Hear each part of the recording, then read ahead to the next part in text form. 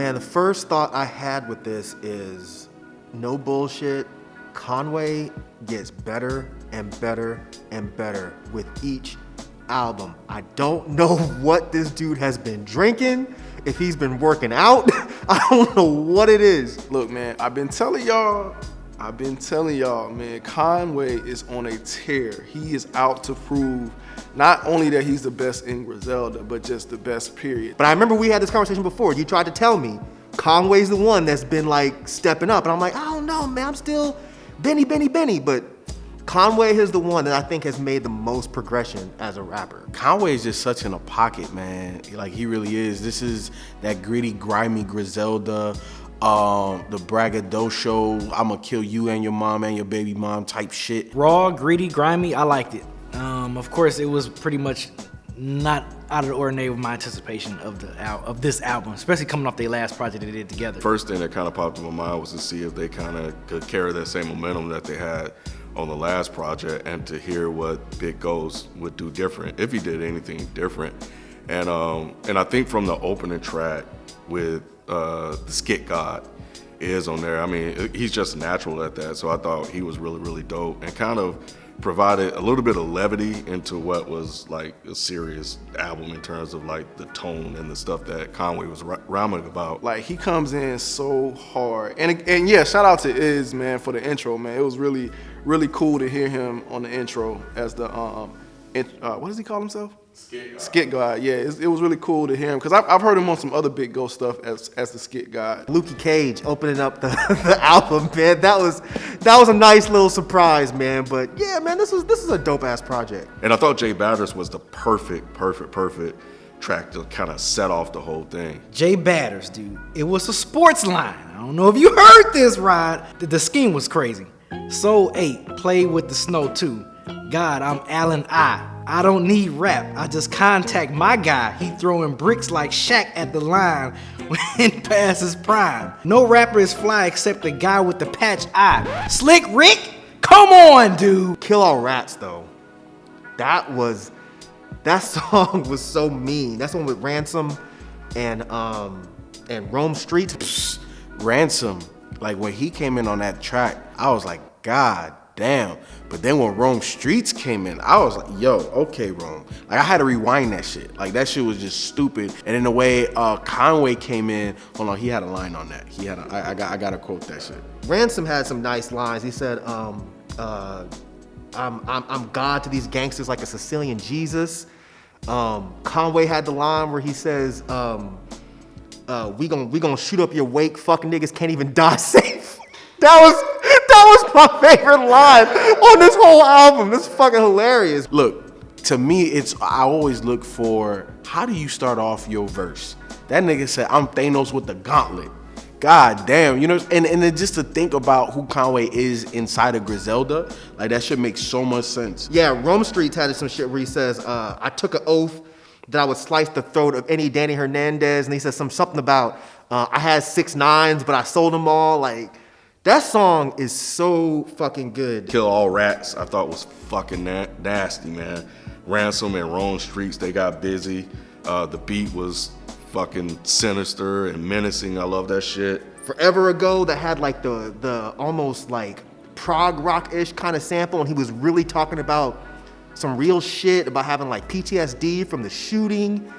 That was just like, I really like when Conway steps away from being this hard-ass dude for a hot minute and just talks about like the shit he's been through, and it never sounds forced. At one point, Conway's lyrics and content was just kind of one-dimensional, but I liked it though, because he killed a certain thing. But now it's just, this dude can rap on anything, man, and a testament to that, because No One Mourns for the Wicked, the first one that they did together, like, I think this one was a lot more diverse. What I always want from Conway, what I always mention, like, I always like when I get the gritty, grimy street Conway.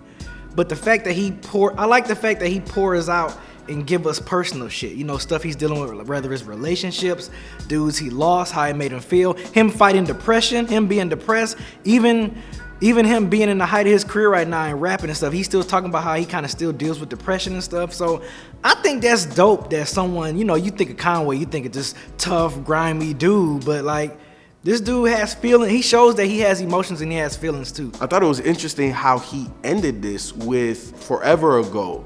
It felt very 444-ish. It felt like very therapeutic, like he was holding on to all of those secrets.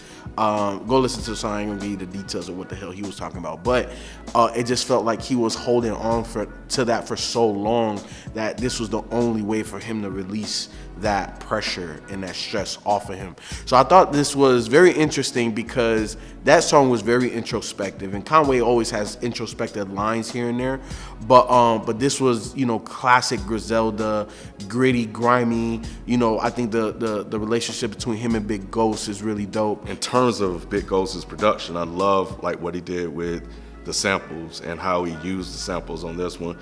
An example that I have is Sons of Kings. I love the sample on that. I love the Holly Praise sample. I thought that was dope as well. Losses to Blessings. Losses as Blessings is probably my favorite track on here. That shit was dope as fuck as well. The production on that was super hard. I really liked that beat switch transition that was in there. And Red Beans, I thought Red Beans was dope as well. I think the beat was dope and Conway fucking killed it. I mean, Conway killed it on the whole shit.